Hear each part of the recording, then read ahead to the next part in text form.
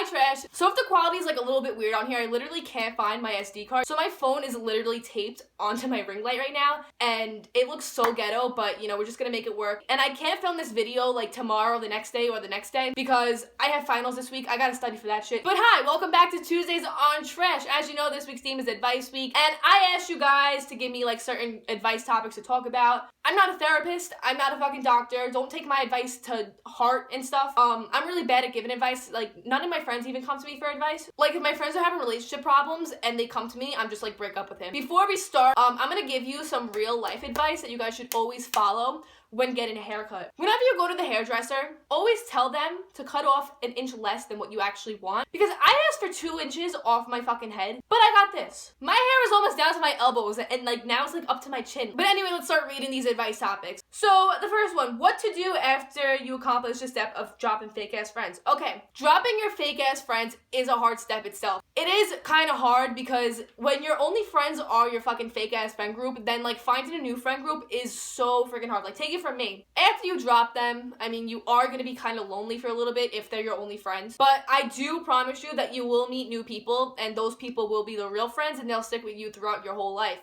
Junior year of high school, I literally had to remake my whole friend group. It's one thing to be friends with someone, but it's one thing to open up to someone. One thing you should learn from me is that, like, you shouldn't open up to someone right when you fucking meet them, because that's how I am. You really should gain trust in that person, really get to know that person before you let them know, like, your secrets and all that shit. Because if they are a fake person, they will use that against you. So the next one, self-worth and not letting others break you down. So I honestly like never struggled with like self-worth and stuff. So I'm a really like strong-minded person basically, and like your own self-worth starts in your mind. It all is in your mindset. The day you stop letting what people say get to you is the day that you start to feel better and the day that you won't be broken down. Like, take it from me. I put my whole life on the internet. I literally get roasted 24/7. Someone could fucking come up to me and call me an ugly, redheaded, no-tit, no-ass bitch, and I'll laugh. I'll be like, that's true. It just won't bother me because inside, I am a fucking redhead ginger bitch with freckles and no tits and no ass. Like, yeah, I am that bitch. So what if I am? Like, it's not gonna bother me. How to not care. This is a big one. This is a big topic because there's 2 sides of this, okay? You can be an asshole with this, or you could do it for a positive way. For example, being an asshole about this is not caring about people's feelings, not caring how you are towards others.